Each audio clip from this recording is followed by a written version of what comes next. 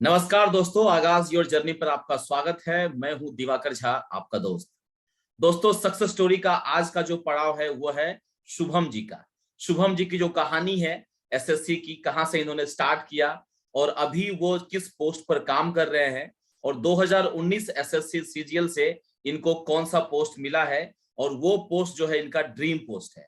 ये तमाम तरह की बातें हम लोग जानेंगे अभी, एक एक करके। हर एक सवाल जो आपके मन में होते हैं, जो लोग एस्पिरेंट हैं उनके लिए भी ये वीडियो है, और जो लोग एक दो बार एग्जाम दे चुके हैं उनके लिए भी इस वीडियो में बहुत कुछ सीखने को रहेगा। क्योंकि शुभम जी सीजीडीए जो डिपार्टमेंट है उसमें ऑडिटर में ज्वाइन किया हुआ है इन्होंने। 5-6 महीने का इनका वर्क एक्सपीरियंस भी है, और अभी अभी जो सीजीएल 19 का रिजल्ट आया है इसके थ्रू इनको एग्जामिनर का पोस्ट मिला हुआ है।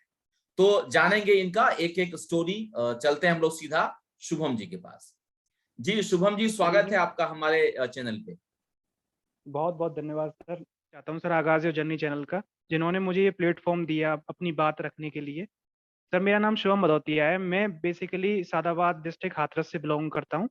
इस समय मैं सीजीडी ऑडिटर की पोस्ट पे वर्किंग हूँ सर। मैं इस समय लैंसडाउन में पोस्टेड हूँ, पे अकाउंट ऑफिस में, जो कि सीडीए आर्मी मेरठ कमांड के अंडर आता है। और ये पोस्ट मुझे सीजीएल 2018 से मिली थी, और मेरा अभी-अभी दो सीजीएल 2019 में चयन हुआ है बतौर एग्जामिनर, जो कि मेरी एक ड्रीम पोस्ट थी। जिस समय मैंने तैयारी करना स्टार्ट किया था, जभी से मैं चाहता था मैं एग्जामिनर बनूं, जो आज पूरी हो चुकी है। और बहुत-बहुत थैंक यू सर। चलिए, बहुत आपने मुझे बहुत बधाई शुभम जी। आपका जो ड्रीम पोस्ट था, जो पहली चॉइस थी आपकी, वो आपको मिला है। और इसके लिए तहे दिल से जो है आपको एकदम बहुत बहुत पूरा आगाज योर जर्नी जितने भी लोग देख रहे हैं उनकी तरफ से आपको बहुत बहुत बधाई। जी शुभम जी, आपके परिवार के बारे में बताइएगा, और कौन सा जिला से ये कौन सा स्टेट से बिलोंग करते हैं वो भी बताइएगा। सर मैं डिस्ट्रिक्ट हाथरस उत्तर प्रदेश से बिलोंग करता हूँ। और हम्म। डिस्ट्रिक्ट हाथरस में एक टाउन है सादाबाद, जहाँ से मैं बिलोंग करता हूँ। मैं एक जॉइंट फैमिली में रहता हूँ सर। मेरे घर में मेरे जो फादर हैं वो टीचर हैं, मेरी मम्मी भी टीचर हैं। और मेरा एक छोटा भाई है सर, वो अभी प्रिपरेशन कर रहा है एसएससी की, वो फाइनल ईयर में है ग्रेजुएशन में। और हम्म। मेरे घर में मेरे दोनों चाचा जी हैं, वो दोनों आर्मी में हैं। और मेरे घर में लगभग सभी लोग ज़्यादातर आर्मी एरिया से, आर्मी बैकग्राउंड से बिलोंग करते हैं। और हम्म। जी सर। ओके।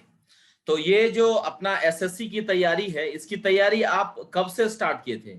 ग्रेजुएशन से ही स्टार्ट कर दिए थे या ग्रेजुएशन के बाद आपने स्टार्ट किया था? सर एक्चुअली मैं जब 12th पास हुआ था, उसी टाइम पे मैंने सोच लिया था कि मुझे डिफेंस में जाना है। तो सर मैंने हम्म। उस समय पे एनडीए के लिए प्रयासरत रहा था। एनडीए में हम्म। मैंने अपने 5 अटेम्प्ट दिए थे, जिनमें मैंने 4 बार एसएसबी फेस किया था।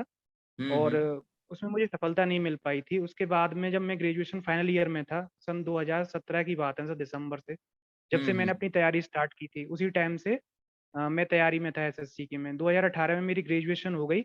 और मेरा हम्म। फर्स्ट अटेम्प्ट एसएससी सीजीएल 2018 था, जिसमें मुझे ऑडिटर की पोस्ट मिली थी सर। ओके, ग्रेजुएशन में शुभम जी क्या था सब्जेक्ट आपका? सर मैंने बीएससी सिंपल ग्रेजुएशन की है, पीसीएम फिजिक्स केमिस्ट्री मैथमेटिक्स, ये मेरे सब्जेक्ट्स थे सर। ओके। तो जो फाइनल ईयर में जब आप थे उसी समय से एसएससी की तैयारी स्टार्ट कर दी थी? हाँ सर, मैंने सन 2017 से एसएससी की स्टार्टिंग कर दी थी सर, जिस समय मैं फाइनल ईयर में था ग्रेजुएशन में। तो उस उसी समय क्या समय से मैंने, कोचिंग कोचिंग वगैरह भी किया था, या कोई एक मेंटोर था आपके पास पहले से जिन्होंने एग्जाम क्लियर किया नहीं था? सर, जब जब से सर मैंने तैयारी स्टार्ट की थी, आई थिंक सर सबसे पहले मैंने वो even coaching centre YouTube channel है सर, वहाँ पे हम्म। मैंने भूतेश सर ने जो मैथ पढ़ा रखा था उसकी कुछ वीडियोस देखी थी, कुछ यूट्यूब पे गाइडेंस लिया था। जैसे हम्म। आज मैं अपना इंटरव्यू दे रहा हूँ, ऐसे ही कुछ और ने इंटरव्यू दिए थे। तो सबकी स्ट्रेटजी में से थोड़ी थोड़ी बातें लेकर के अपनी स्ट्रेटजी बनाई। और कुछ बुक्स लाया सर मार्केट से, जैसे किरण की उस समय पे चल रही थी प्रिपरेशन के लिए मैथ की, तो उस समय पे वो हम्म। वाली बुक लेके आया था मैं। तो उस वाली बुक से ही मैंने सर सबसे पहले अलजेब्रा से स्टार्टिंग की थी, क्योंकि मेरे को पता था मैं एनडीए के लिए पहले से तैयारी कर रहा था, तो मेरा एडवांस में ठीक ठाक था। तो मैंने हम्म। उसके लिए स्टार्टिंग कर दी थी, मतलब अलजेब्रा से। तो मुझे लगा कि क्वेश्चंस हो रहे हैं, जो क्वेश्चंस नहीं हो रहे थे उनके सॉल्यूशंस मैं कहीं ना कहीं अपने बड़े भाई बहनों से, या फिर जो मेरे सीनियर्स थे जिन्होंने पहले तैयारी कर रखी थी, उनसे थोड़ी हेल्प ली। और बाकी सर यूट्यूब चैनल्स पे से हेल्प ली, तो उससे मार्गदर्शन मिला सर, फिर तैयारी को आगे बढ़ाते गए। और एंड में मतलब ये रहा कि कोई सर काफ़ी अच्छे कोई नंबर से मिले। कोचिंग वगैरह आपने नहीं किया कोई? नहीं सर, ये सब सेल्फ स्टडी की वजह से था सर। सब कुछ सेल्फ स्टडी के बदौलत ओके, किया है। तो आप शुरू से ही मैथ्स में अच्छे रहे होंगे नहीं, क्योंकि साइंस से सर थे और मैथ भी था आपका। सर ज़्यादा अपने आप को होशियार तो नहीं, लेकिन हाँ एक एवरेज स्टूडेंट जरूर था सर, लेकिन हाँ मैथ्स में इंटरेस्ट अच्छा था मेरा बचपन से। ठीक है। तो जब आप स्टार्ट किए तो उस समय जो भी बुक्स आपने यूज किया था, जो जो बुक जो है आप खुद यूज किए थे, वो सब बुक्स के नाम बता दीजिए, जो लोग तैयारी स्टार्ट कर रहे हैं उनको बहुत हेल्प मिलेगी। सर एक्चुअली मैं बुक्स का तो बहुत ज़्यादा शौकीन था, लेकिन क्या है कि मैंने कुछ लिमिटेड बुक्स ही रखी थी अपने पास में। हैं तो मेरे पास 3-4 थी, लेकिन मैंने 2 किताबों से और से ही तैयारी की। जैसे मेरे पास मेन बुक थी वो थी किरण पब्लिकेशन की, जो काफ़ी हम्म अच्छी 8900 प्लस करके आती है सर। उसमें क्वेश्चन का कंपाइलेशन था एक, तो वो पूरी की थी। उसके हम्म अलावा एक एडवांस मैथ की राकेश यादव सर की बुक आती है, एक उससे एडवांस मैथ की प्रिपरेशन की थी।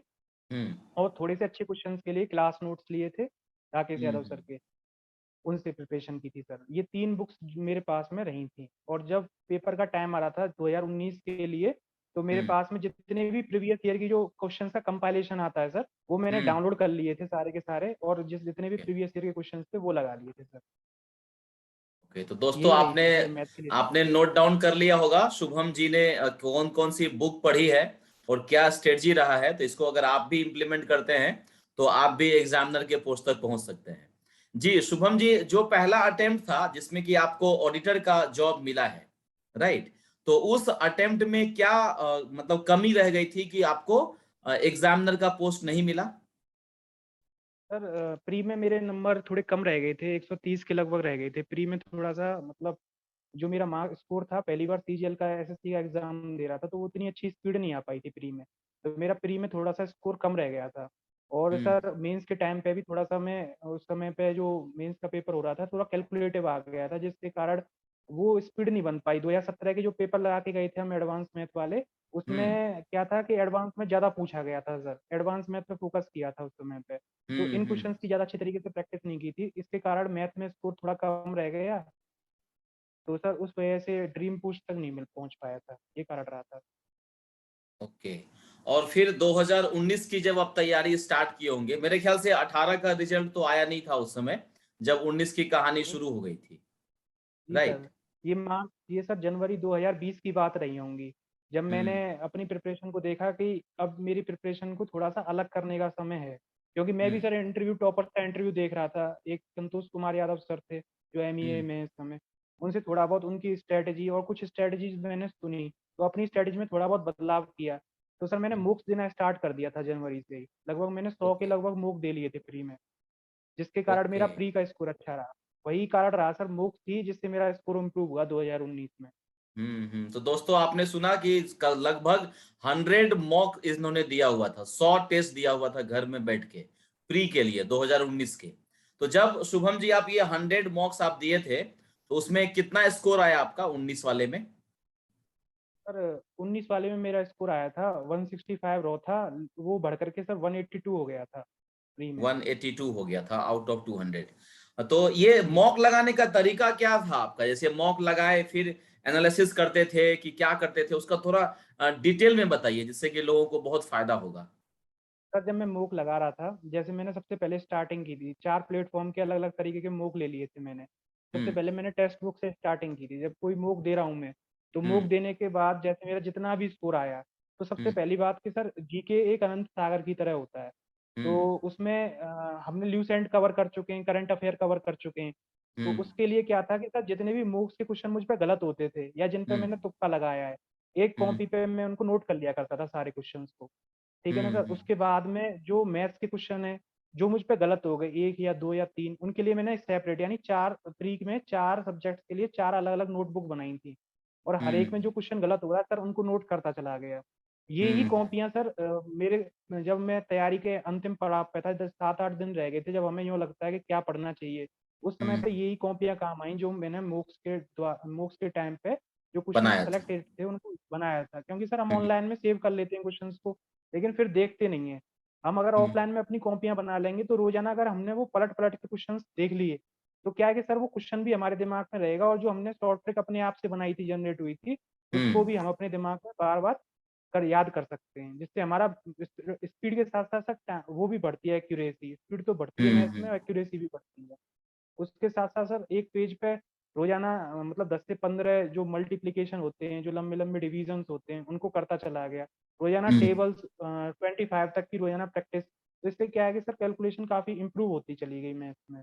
और जीके के लिए यही किया कि सर वो जो क्वेश्चन्स थे उनको नोट करता चला गया।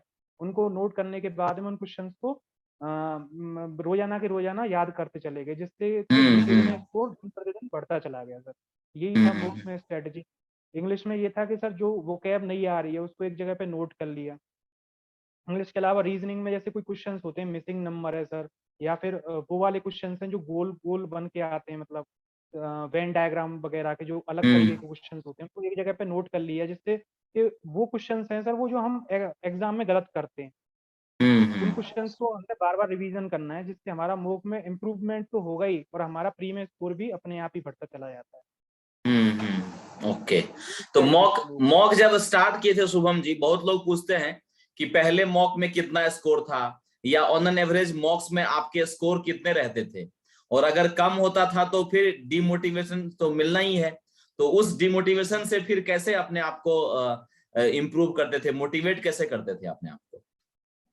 सर मोटिवेशन लेने का केवल एक ही कारण होता है कि जो हमारे अंदर फायर होती है, जो हमारे माँ-बाप के सपने होते हैं, वो हम्म अपने आप ही मोटिवेशन जल आग जो होती है वो लगती रहती है। तो वो तैयारी बिल्कुल। में सर यही है, जब हम एग्ज़ाम की तैयारी कर रहे हैं, कभी हमारे मार्क्स में नंबर कम भी आएँगे, कभी ज़्यादा भी आएँगे, तो इससे हमें डिमोटिवेट होने की ज़रूरत नहीं है। हमें हम्म हमेशा अपने माँ-बाप की तरफ देखो और तैयारी को आगे बढ़ाते चले जाओ। और क्या है कि थोड़े नंबर कम आ रहे हैं, कोई बात नहीं, हो सकता है प्री में तो कई सारी शिफ्ट होती हैं, हो सकता है कोई शिफ्ट डिफ़िकल्ट आ जाए, उसमें हमें नॉर्मलाइज़ेशन से नंबर मिल जाए। हमें अपनी परसेंटाइल पे फ़ोकस करना है, मार्क्स पे नहीं करना है सर। उसमें क्या है हम्म कि अगर हमारी परसेंटाइल अच्छी आ रही है, तो एक्चुअल एग्ज़ाम में अगर हमारे मार्क्स भी कम आते हैं, तो हमारी परसेंटाइल पूरी अच्छी रहेगी, तो हमारे नॉर्मलाइज़ेशन से मार्क्स ऑटोमैटिकली बढ़ जाएँगे। तो डिमोटिवेट होने की कोई आवश्यकता नहीं है, तैयारी हम्म पे फ़ोकस करना चाहिए सर, वही एक मेन बात होती है। हम्म। तो मॉक के क्रम में कोई चीज याद हो आपको, अगर कि आपके नंबर कम आ गए थे, मूड ऑफ हो गया था, ऐसा कुछ हुआ था आपके साथ? हाँ सर, ये सब इन सब चीज़ों को डिमोटिवेशन वगैरह को दूर करने का सर एक ही कारण होता है, हम्म एक ही तरीका होता है। वो तरीका ये है कि मतलब मैं स्पोर्ट्स एक्टिविटीज़ में सर रेगुलर रहा था अपना, मतलब मैं रनिंग हम्म वगैरह भी करता था, रेगुलर अपनी, मतलब कोई भी स्पोर्ट्स एक्टिविटी अपनी बंद नहीं करी। जैसे जिम में जाता था, रनिंग करता था। तो इससे क्या हम्म रहता है कि सर हमारे अंदर एक पॉज़िटिविटी बनी रहती है, तो हम्म पॉज़िटिविटी बनाए रखना चाहिए। अगर हम कभी डिमोटिवेट हो जाते हैं, तो अपनी तैयारी को और बढ़ा दो, जिससे कि अगले मॉक में नंबर कम ना आए। मैं तो अपनी तैयारी को सर हम्म और बढ़ा देता था, और अगर मेरे नंबर शाम के टाइम मॉक दे रहा हूँ, तो मैं शाम के हम्म टाइम अपने मम्मी-पापा से बात कर लेता था या कहीं घूमने निकल जाता था, जिससे कि हम्म ये जो नेगेटिविटी है अपने आप दूर हो जाती है। सबसे बड़ी बात ही सर ये है कि अगर हम नेगेटिविटी को दूर रखेंगे, तो इस एग्ज़ाम में हम बहुत अच्छा कर सकते हैं। नेगेटिविटी ही सबसे बड़ा कारण होता है कि हम एग्ज़ाम में बार-बार फेल होते रहते हैं। सही बात है। चलिए अब हम लोग बात कर लेते हैं कि 2018 का रिजल्ट आ चुका है, और रिजल्ट आने के बाद अनाउंस हो गया कि शुभम जी को सीजीडीए ऑडिटर मिल चुका है। तो उसके बाद का क्या सा प्रोसेस हुआ था रिजल्ट आने के बाद? सर हमारा रिज़ल्ट 1 अप्रैल को आया था। 1 हम्म अप्रैल को आने के बाद में हमें पता लगा कि हमारे डोज़ियर्स एसएससी ने फॉरवर्ड कर दिए हैं। तो सर हम्म सीजी ऑफिस दिल्ली को फॉरवर्ड किए गए थे। तो सर लगभग ये बात है सितंबर की, जब हमारे डोज़ियर्स वहाँ पे कंपाइलेशन होने के बाद स्टेट एलोकेशन कर दिया था उन लोगों ने, लेकिन स्टेट एलोकेशन की लिस्ट नहीं दी थी नेट पे। हम्म तो स्टेट एलोकेशन होने के बाद हमने कई बार कॉल भी किया वहाँ पर, तो उन्होंने बताया कि आपका स्टेट एलोकेशन हो चुका है, आपको हम्म अटेस्टेशन फॉर्म्स आने लगेंगे। तो सर ये हम्म बात है अक्टूबर की, जब मेरे पास में अटेस्टेशन फॉर्म आया। कमांड होती हम्म है सर सीजीडी अलग-अलग, जैसे मुझको जो कमांड मिली हुई थी वो सीडी आर्मी मेरठ थी। ऐसे ही अलग-अलग कमांड हैं, जैसे पीसीडीए देहरादून, ऐसे अलग-अलग कमांड हैं सर। जैसे सीडी आर्मी मेरठ में हमारे फिर डोजियर्स आ गए थे। तो हम्म वहाँ से सर हमें अटेस्टेशन फॉर्म सब कुछ फॉरवर्ड किए गए। अटेस्टेशन फॉर्म फॉरवर्ड होने के बाद में हमें वहाँ डीवी के लिए बुलाया गया। उसी में हमारा मेडिकल का सर्टिफिकेट था, जो कि हमें अपने जिला अस्पताल से बनवा के ले जाना था कि ये फिट है इस सर्विस के लिए। उसके बाद हम्म में ये 18 अक्टूबर की बात रही होगी, जब हम लोग वहाँ अपना डॉक्यूमेंट वेरिफिकेशन के लिए गए थे फील्ड कमांड में, अपने में कमांड हेडक्वार्टर्स में। हम्म वहाँ पर सर वहाँ से अपना डीवी कराने के बाद में हमें डॉक्यूमेंट फिर 3 या 4 नवंबर के लगभग 15 या 20 दिन के अंदर जॉइनिंग लेटर आ गया था, उसमें हमें पता लगा था कि मुझे पे अकाउंट ऑफिस लैंसडाउन मिला है। अलग-अलग ओके को अलग-अलग जगह पे पोस्टिंग मिली थी, मुझे पे हम्म अकाउंट ऑफिस दिया गया।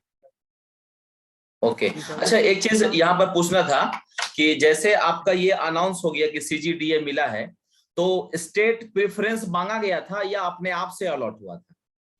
सर सीजीडीए में स्टेट प्रेफरेंस नहीं मांगी जाती है। हम्म वहाँ पर जो सीजी ऑफिस होता है वहीं से आपके डोजियर्स मतलब वो पूरा का पूरा स्टेट एलोकेशन वो अपने आप ही करते हैं। जो जहाँ का जितना नज़दीक होगा उसको उतनी नज़दीक की कमांड दे दी जाती है। फिर कमांड हम्म के ऊपर डिपेंड करता है कि सर वो कौन सा ऑफिस देते हैं जो नज़दीक से नज़दीक हो।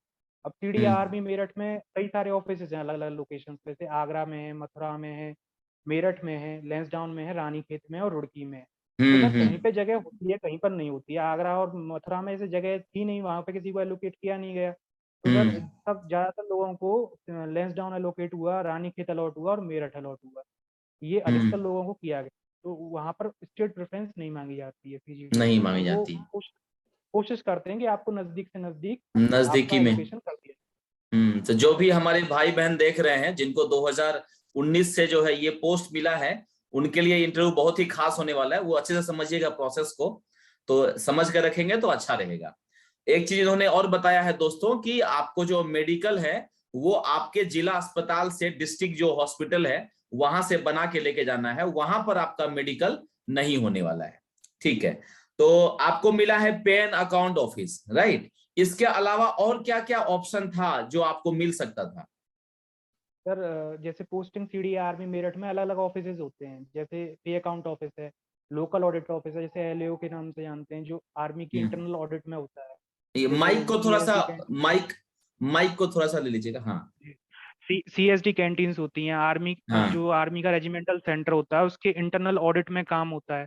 और सर इसके हम्म अलावा एओजी ऑफिसेज होते हैं, जो जितने भी टेंडर पास होते हैं इसके अंदर आर्मी के जो मिलिट्री एरिया होता है, कैंट एरिया, उसमें हम्म ठेके दिए जाते हैं। सर उसका काम एओजी ऑफिसेज का होता है। पे एंड हम्म अकाउंट ऑफिस का काम ये होता है कि जब भी कोई भी आर्मी पर्सनल किसी भी रेजिमेंटल सेंटर में जिस समय ट्रेनिंग के लिए आता है और उसकी हम्म इंटायर सर्विस के दौरान वो मतलब पूरी सर्विस कर लेता है, कोई भी अदर रैंक ओआर, ऑफिसर्स की बात नहीं सर, वो केवल ओआर, तो उसका हम्म जितना भी होता है, जितने भी अलाउंसेस होते हैं, उसको कोई अलाउंस दिया जा रहा है नहीं दिया जा रहा है, तो वो हम्म सारे कुछ सर पे एंड अकाउंट ऑफिस से ही होते हैं। जितने भी अदर हम्म रैंक और जेसीओ होते हैं, और हर एक रेजिमेंट सेंटर का अपना एक पे अकाउंट ऑफिस होता है। जैसे हम्म लैंसडाउन है, वहां पर सर गढ़वाल राइफल्स रेजिमेंट का सेंटर है। ऐसे ही हम्म कुमाऊं रेजिमेंट सेंटर है जो इस समय रानीखेत में है, वहां पर पे हम्म अकाउंट ऑफिस भी है। ऐसे ही हर एक रेजिमेंट का अपना अलग रेजिमेंट वो होता है पे अकाउंट ऑफिस। ऐसे ही हम्म वो काफी सारे ऑफिस होते हैं। जैसे एक मेन ऑफिस है सीडी आर्मी का, जहाँ मेन ऑफिस में भी पोस्टेड होते हैं। एक हम्म एरिया अकाउंट ऑफिस होता है जहाँ से जितने भी डिफेंस सिविलियंस होते हैं उनकी सैलरी निकलती है।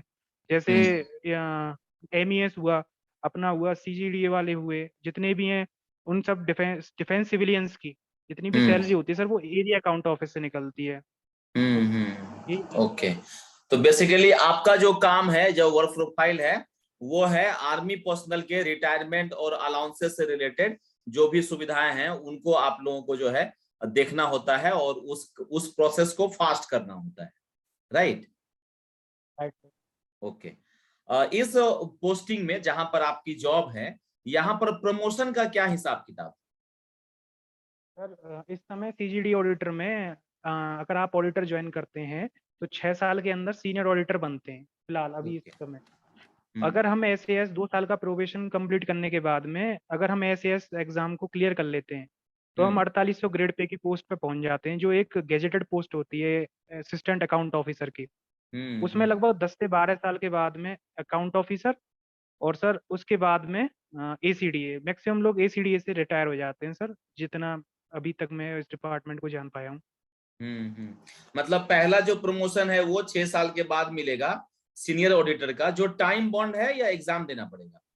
नहीं सर, वो एक टाइम बाउंड प्रोसेस है। अगर आप सीनियर ऑडिटर पे हो जाते हो उसके बाद अगर आप एस एग्जाम नहीं क्लियर कर पाते हैं तो हम्म सीनियर ऑडिटर से ही वो बंदा रिटायर हो जाता है। उसके बाद में नेक्स्ट प्रमोशन नहीं है अगर एस एग्जाम हम क्लियर नहीं करते हैं तो। अरे बाप रे वो दोस्तों, एक ये 4200 चीज, ग्रेड पे। हाँ ये चीज बहुत ही नोट करने वाली है कि सीजीडीए में अगर आप एग्जाम पास नहीं करते हैं एसएएस वाला, तो फिर 6 साल वाला के बाद जो आपको एक प्रमोशन मिला है उसी पर आप रिटायर करने वाले हैं। तो ये भी ध्यान रखना है, उस हिसाब से ही इस पोस्ट को आपको ऑप्ट भी करना है।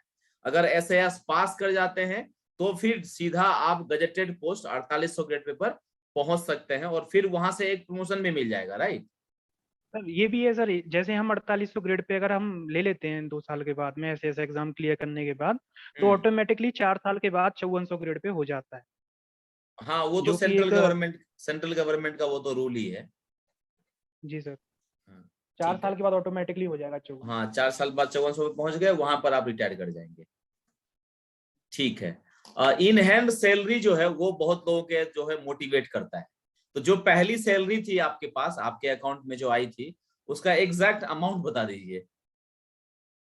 सर मेरे पास में जो पहली सैलरी आई थी वो जनवरी के महीने में मिली थी मुझे, हम्म। नवंबर में ज्वाइन करने के बाद। तो मेरे हम्म। पास में लगभग 1,12,000 रुपए आए थे सर, फर्स्ट अरे सैलरी बाप में। रे।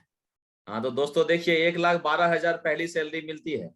हाँ, हालांकि ये 2-3 महीने का रहेगा, राइट। हाँ राइट सर। वैसे सर बिना एनपीएस को काटे हुए हाँ। लगभग 42,000 रुपए सैलरी है सर, लेंसडाउन जेड सिटी में सर। अरे वाह, वेरी गुड। 42,000 भी कम नहीं होता है दोस्तों। 42,000 रुपए जो है आपकी मंथली मतलब सैलरी जो है, स्टार्टिंग सैलरी होने वाली है। और इवन अभी जब ये लोग ज्वाइन करेंगे उस समय डीए वगैरह और बढ़ेगा। इंक्रीमेंट इंक्रीमेंट तो वो खैर आपको लगेगा ही, डीए बढ़ेगा तो समझिए जब आप ज्वाइन कीजिएगा, 2019 वालों बच्चों से बात कर रहा हूं मैं, तो आपको मेरे ख्याल से 45,000 के आसपास जो है इन हैंड सैलरी आपके हाथ में आएगी। तो ये भी एक बहुत बड़ा मोटिवेशन की बात हो सकती है। डिपार्टमेंट में काम हमने देख लिया, प्रोफाइल भी हमने देख लिया, प्रमोशन भी देख लिया। ट्रांसफर की बात कर लेते हैं। इस डिपार्टमेंट में ट्रांसफर का क्या सीन है? सर जैसे कि हमने ज्वाइन किया है लेंसडाउन, एक टेन्योर स्टेशन है सर। यहाँ हम्म। पर 3 साल का टेन्योर होता है न्यू हम्म। पोस्टिंग में। उसके बाद ओके। में हमें चॉइस स्टेशन मिल जाएगा सर। चॉइस जहाँ पर चाहेंगे वहाँ पर चॉइस में स्टेशन मिल जाता है। ओके। लेकिन सर ओके। अगर हम बतौर एरिया का असिस्टेंट ऑडिट ऑफिसर ज्वाइन करते हैं, हम्म। मतलब एसीएस क्लियर करने के बाद, तब हम्म। ट्रांसफर सर फ्रिक्वेंट हो जाते हैं। फिर एक उसमें से जाकर के कमांड में से मतलब फ्रीक्वेंट ट्रांसफर्स हो जाते हैं जब एसीएस एग्जाम क्लियर करने के बाद। सर वो मुझे एक ड्रॉबैक लगा, और कोई दिक्कत नहीं है। अगर हम ऑडिटर ग्रुप में ही रहते हैं तो हमें 7 से 8 साल एक जगह पे निकालने के लिए आराम से मिल जाता है सर, अगर हम एक हम्म। बार टेन्योर ना निकाल लेते हैं तो। ट्रांसफर नहीं, सर वो होते रहते हैं, उसमें कोई इशू वो नहीं है। सब जगह शुभम जी वही है कि अगर आप जैसे आप एग्जामिनर ज्वाइन करने के लिए जा रहे हैं ना, तो वहां पर भी अगर आप असिस्टेंट कमिश्नर बनिएगा तो ऑल इंडिया ट्रांसफर जो है वो आपका हो जाएगा। तो जब आप बड़े पोस्ट पर जाते हैं कहीं पर भी तो फिर आपका ऑल इंडिया होता है। तो दोस्तों यहाँ पर भी वही है, अगर आप ऑडिटर हैं तो 3 साल जो है आप एक जगह रह पाएंगे। 3 साल के बाद आप होम स्टेट, जो ये बोलना चाह रहे हैं, होम स्टेट या घर के आसपास आप जा सकते हैं। तो ट्रांसफर का ये हिसाब किताब है। एक सेक्शन में ट्रांसफर भी होता है, एक सेक्शन से दूसरे सेक्शन में।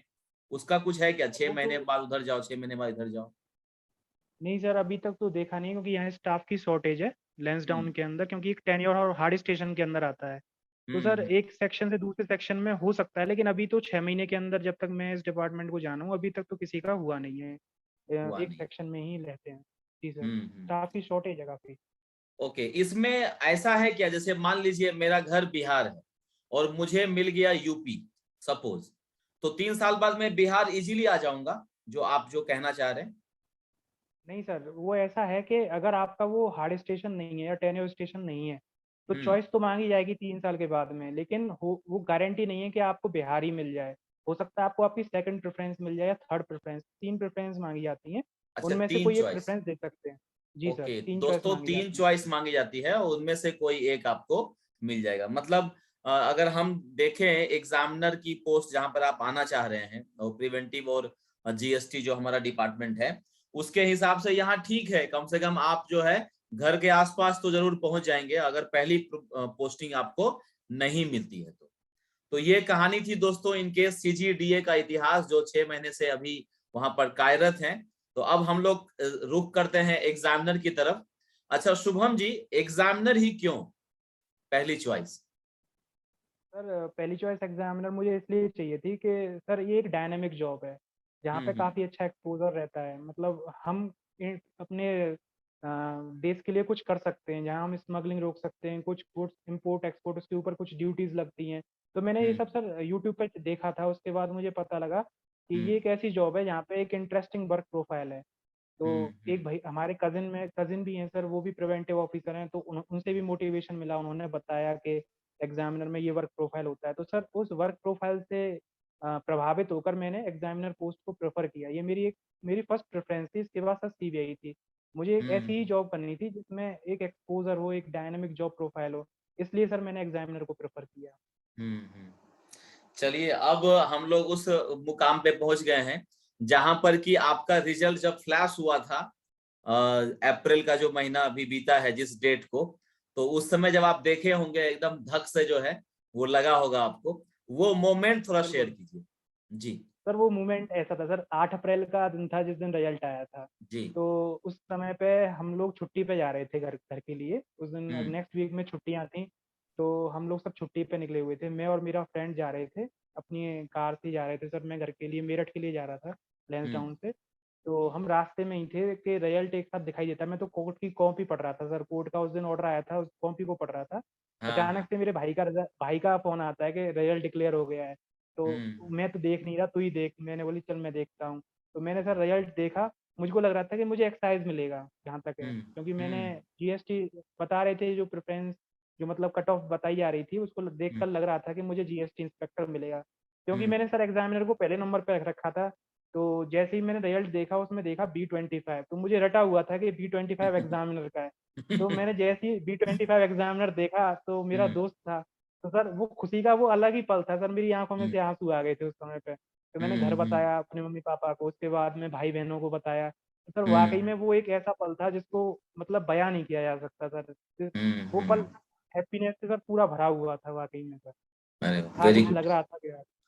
यस, क्योंकि एक दूसरा अटेम्प्ट था ना आपका, सेकंड प्रयास था ये 2019 वाला। जी सर, सेकंड प्रयास था मेरा। हाँ, सेकंड मतलब पहले प्रयास में ही आपको सीजीडीए मिला था, और दूसरे प्रयास में ही आपने ये झंडा गाड़ दिया, जो कि एसएससी पर आप जो है ताला लगा दिए हैं। अब एसएससी आपको नहीं देना है, अब यहाँ से आगे जो है आपको देखना है, राइट। तो अगला क्या है आपका प्लान, आगे क्या करने वाले हैं? सर इस समय मैं यूपीएससी की प्रिपरेशन कर रहा हूँ। जब से मैंने सीजीडीए ज्वाइन किया था, 2019 का एग्जाम में दे चुका था ऑलरेडी। पूरी हम्म। प्रोसेस कंप्लीट हो चुकी थी, उसका डॉक्यूमेंट वेरिफिकेशन हो चुका था। तो उसके हम्म। बाद से ही सर मैंने फिर यूपीएससी के लिए तैयारी स्टार्ट कर दी थी। अभी यूपीपीसीएस के लिए भी एग्जाम आने वाला है सर, उसकी भी तैयारी चल रही है। तो इस समय हम्म। सर सिविल सर्विसेज की तरफ फोकस है सिविल अपना। सर्विसेज की क्योंकि तरफ अब हो। एसएससी की तरफ से सर कंप्लीट हो चुका है, क्योंकि जो पोस्ट हम्म। चाहिए थी वही पोस्ट मिल चुकी है। तो अब सर एसएससी पूरा हो चुका है। नहीं, बहुत बढ़िया, सुपर। अभी जो है कुछ बच्चे मेंस देने वाले हैं जिनका प्री क्लियर हुआ है। तो या प्री का एग्जाम तो अभी जस्ट खत्म हुआ है, और ये तो है कि सबको पता है कि इतने से आगे रहेंगे तो हमको मेंस देना ही है। तो कुछ बच्चे जो है वो मेंस की तैयारी कर रहे होंगे, उनके लिए कोई संदेश दीजिए कि मेंस को कैसे वो टैकल करे, क्योंकि 2 बार आपने मेंस दिया है और दोनों मेंस में आपके अच्छे नंबर आए। तो मैथ्स की तैयारी कैसे किया जाए मेंस के लिए, और इंग्लिश की कैसे तैयारी किया जाए? सर मैं मैथ्स के लिए तो ये बताना चाहूँगा कि जितने भी अभी तक एग्जाम्स हुए हैं एसएससी के, जो रीसेंट के हैं, जितने भी मेंस के पेपर्स हैं या प्री के एसएससी के, एमटीएस के, सारे के सारे पहले प्रीवियस ईयर्स के क्वेश्चंस को प्रिंट आउट निकाल लें। उन हम्म। प्रिंट आउट से या कोई बुक आ रही हो जिसके अंदर सारे क्वेश्चंस का कंपाइलेशन हो, उससे सर पहले 2 से 3 बार वो बुक कंप्लीट कर ली जाए। उसके हम्म। बाद में जैसे हमें लगता है कि हम किस टॉपिक में वीक हैं, तो उसकी प्रॉपर उसके नोट्स बना लिए जाएं, जिससे बार बार उनको चाहे उनको रिवाइज किया जाए और फिर से सर मोक दिए जाएं। क्योंकि अब हम हम्म। उस पोजीशन पे आ चुके हैं, क्योंकि हम प्री निकाल चुके हैं, हमें पता है कि सिलेबस क्या है। अब हमें सिर्फ केवल गेम रह गया है प्रैक्टिस का। तो अगर हम हम्म। प्रैक्टिस पूरी अच्छी तरीके से करेंगे तो सर मैथ में अपने आप इंप्रूव करते चले जाएंगे। और सबसे बड़ी बात बात ये है कि मेंस के पेपर में हमारे क्वेश्चन अटेम्प्ट नहीं हो पाते, कभी 70 कभी 75। तो उसका ये कारण रहता है कि हमारी कैलकुलेटिंग स्पीड अच्छी नहीं है। अगर हमें हम्म। कैलकुलेटिंग स्पीड अपनी अच्छी करनी है तो उसके लिए हमें टेबल्स लर्न करने पड़ेंगे 25 तक। रेगुलर हम्म। उसकी तैयारी करनी पड़ेगी, मल्टीप्लीकेशन की, डिवाइड की। तो सर वो हमारे दिमाग में ऑलरेडी चलते रहना चाहिए कि कोई भी शॉर्ट ट्रिक पे नहीं जाना है हमें। जो हमारा तरीका है बस उसी तरीके से सॉल्व करना है और बार बार सॉल्व करते चले जाना है। और हम्म। कंटिन्यूअसली हो सके तो हफ्ते में अभी से ही 1 या 2 मूक लगाने में इसके। हम्म। और जब हमारा पेपर आने वाला हो तो रोजाना 1 मूक देना है मैथ्स का। अब इंग्लिश हम्म। के लिए सर बात ये है कि अगर हम प्री को क्लियर कर चुके हैं तो हमने ऐसा तो है नहीं कि ग्रामर पूरी की पूरी नहीं पढ़ी होगी। तो हम्म। ग्रामर हमने कंप्लीट ऑलरेडी कर चुके हैं हम। तो ग्रामर के लिए ये है कि ग्रामर के सारे रूल्स हमने दोबारा से एक बार पढ़ लेने हैं। उसके साथ हम्म। साथ एक प्रीवियस ईयर की वोकैब के सारे जितने भी हैं उनको कंप्लीट करना है। करना है, उसके बाद में एमबी पब्लिकेशन की जो बुक आती है, उसको 3 से 4 बार कंटिन्यूअसली करते चले जाना है। जितनी हम हम्म प्रैक्टिस करेंगे मेंस के अंदर सर, उतना ही स्कोर अपने आप इम्प्रूव होता चला जाएगा और अपनी कमियों को देखते जाना है मॉक्स की हेल्प से। अगर अगर हम इंग्लिश का मैथ के अगर रोज़ाना दे रहे हैं 1 मॉक, तो हर तीसरे दिन हम एक इंग्लिश का भी दे सकते हैं। हम कभी-कभार हम्म इंग्लिश की तैयारी को बिल्कुल ही नेग्लेक्ट कर देते हैं क्योंकि हम मैथ में ही लगे रहते हैं। तो एक मॉक तीसरे दिन इंग्लिश का देते रहना है और रोज़ाना एमबी पब्लिकेशन की बुक को सॉल्व करते जाना है।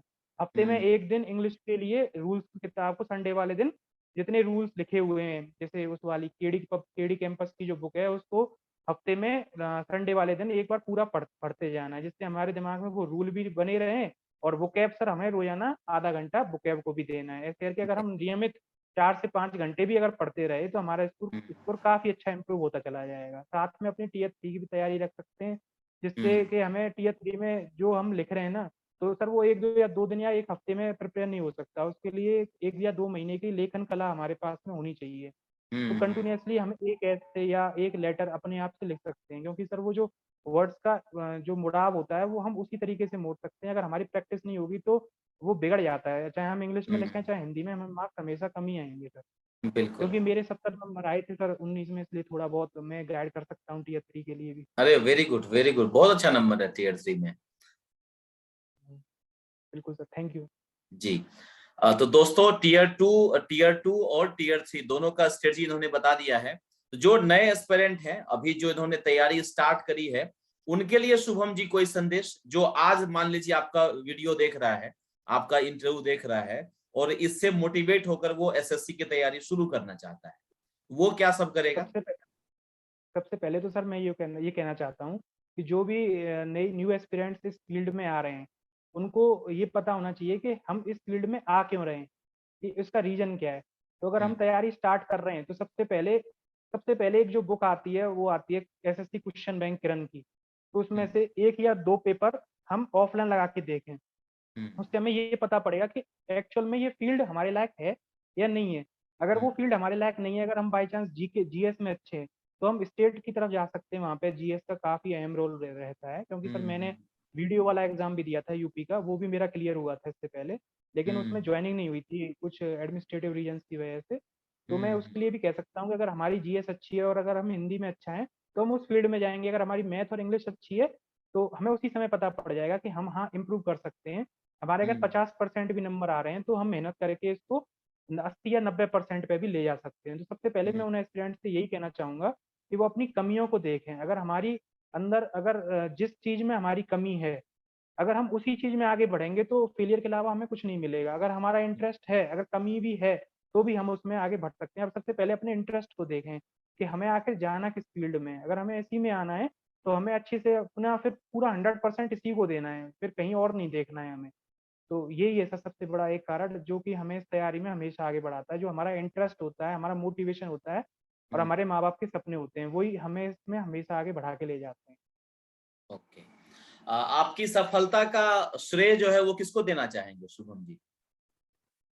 सर मैं अपनी सफलता का श्रेय अपने मम्मी-पापा दो और अपने छोटे भाई को देना चाहता हूँ, जिन्होंने हर परिस्थिति में मुझे मोटिवेट किया, चाहे वो कैसी भी परिस्थिति थी, चाहे वो उस समय पे मेरा पूरा डिमोटिवेशन से उस समय मैं क्यों ना भर गया हूँ, हर हम्म समय पे मेरे माँ-बाप ने मुझे कभी भी अकेला नहीं छोड़ा, उन्होंने मुझे हमेशा ही मोटिवेट किया है और उसी की बदौलत सर मैं आज इस इंटरव्यू को दे पा रहा हूँ और हम्म। ये पोस्ट भी सर मुझे उसी वजह से मिल पाई है। तो अपनी सफलता का श्रेय सर मैं अपनी फैमिली को देना चाहता हूँ।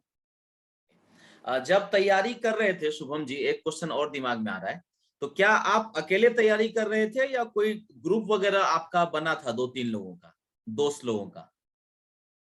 सर उस समय पे मैंने एक इंटरव्यू देखा था संतोष कुमार यादव सर का, तो उन्होंने हम्म बताया था कि जब हम इस तैयारी में होते हैं, तो लगभग 100 में से या 1000 में से एक बंदा सेलेक्ट होता है।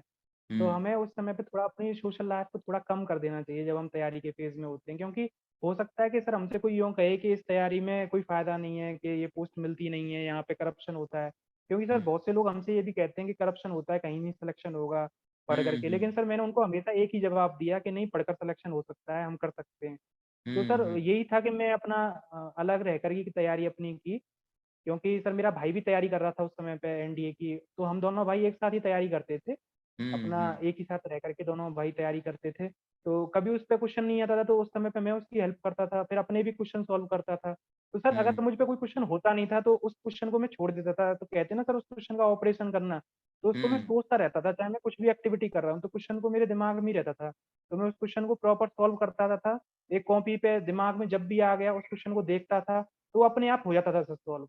तो मैंने हम्म। सर इसमें ये है कि अपने आप से जितनी हेल्प ली खुद से ली, और हम्म। सर टॉपर्स के इंटरव्यू सुने, उनसे अपनी स्ट्रेटजी रोजाना, मतलब कोई मेरे को गलत लग रहा है कि मैं इस काम को सही नहीं कर रहा हूँ, तो उनसे थोड़ी बहुत सीख ली और हम्म। अपनी प्रिपरेशन स्ट्रेटजी को थोड़ा बहुत बदलाव कर करके उस हम्म। मुकाम तक ले गया जिस मुकाम तक सफलता की आवश्यकता थी।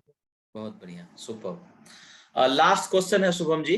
आगाज जी योर जर्नी कैसे मिला आपको, हमारा चैनल? सर, जब जी सर, क्योंकि सर मैं जब तैयारी कर रहा था तो एग्जामिनर की और सीबीआईसी डिपार्टमेंट के बारे में मैं जानकारी देख रहा था सर यूट्यूब चैनल पे। तो अचानक हम्म। से सर वो आपने एक सीरीज स्टार्ट की थी जिसमें अलग अलग जोन्स का आपने ट्रांसफर और उसका profile work, profile excise inspector की, वो सब आपने सीरीज स्टार्ट की थी। तो हम्म। मुंबई जोन का, लखनऊ जोन का, अलग अलग सर का आपने वो इंटरव्यू करके दिखा रखा था सर। जी तो वो जी। मैं अचानक से देखने लगा सर। तो आपने बताया था कि उसमें एक्साइज में ये वर्क होता है, ईडी में ये होता है, एग्जामिनर में ये वर्क होता है। तो सर आगाज जर्नी को मैंने अचानक से ही सर्च किया था, उस समय से ही सर मैं चैनल से जुड़ा हुआ था उसी समय से, हम्म। क्योंकि मुझे इन्फॉर्मेटिव वीडियोस की आवश्यकता थी, वो भी सर जो डिपार्टमेंट में बंदे हैं उनसे ही जानकारी लेने के लिए। तो सर हम्म। आप एक मोटिवेशन का स्रोत भी थे, आप यूनिफॉर्म में थे उस समय और अभी भी हम्म। यूनिफॉर्म में हैं। तो सर वो हम्म। जो फोटो था वो मुझे काफी प्रेरणा देता था। तो सर हम्म। जभी से मैं चैनल से जुड़ा हुआ हूँ। ओके, थैंक यू शुभम जी। चलिए अब हम लोग जो है इंटरव्यू को विराम देते हैं। और दोस्तों, अगर किसी को सीजीडीए के बारे में, जो इनका अभी का डिपार्टमेंट है, रिलेटेड कुछ भी क्वेरीज हो तो कमेंट बॉक्स में कमेंट कीजिएगा। और जब ये एग्जामिनर ज्वाइन कर लेंगे तो फिर एग्जामिनर से रिलेटेड भी इंफॉर्मेशन हम लोग इनसे लेने की कोशिश करेंगे, अगर ये देंगे तो। अदरवाइज देते नहीं जी है सर, कोई। बिल्कुल, वाई नॉट। मैं अभी मैं अभी एक मैसेज भेजा था टेलीग्राम पे, जो लोग 2018 वाले हैं, जो लोग मेरे से जुड़े थे, मुझे लगता है कि तकरीबन 65 लोग थे जो सिलेक्टेड थे। तो मैंने एक मैसेज ड्रॉप किया था कि कोई अगर इंटरव्यू देना चाहता है सक्सेस स्टोरी अपनी, तो उससे क्या होगा ना कि जो कोई, मान लीजिए 2018 का है, कोई मुंबई जोन में है, कोई यूपी जोन में है, कोई दिल्ली जोन में है, तो वहां से ना लेटेस्ट इंफॉर्मेशन हम एस्पिरेंट तक पहुंचा सकते हैं। लेकिन बहुत कम लोग शुभम जी आगे आए।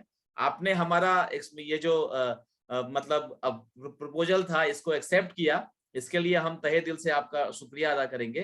तो दोस्तों मैं भी ये, थैंक यू करना चाहता हूँ सबको। जी सर जी, थैंक आपको भी और आगाज जो जर्नी चैनल को भी, जिसने मेरी स्टोरी को इस चैनल पे दिखाया और ये प्लेटफॉर्म दिया सर मुझे। बहुत बहुत धन्यवाद सर इसके लिए आपका थैंक और यू आगाज जो जर्नी टीम का। Thank you Shubham ji. Thank you. जरूर मिलते हैं हम लोग दोबारा। Thank you.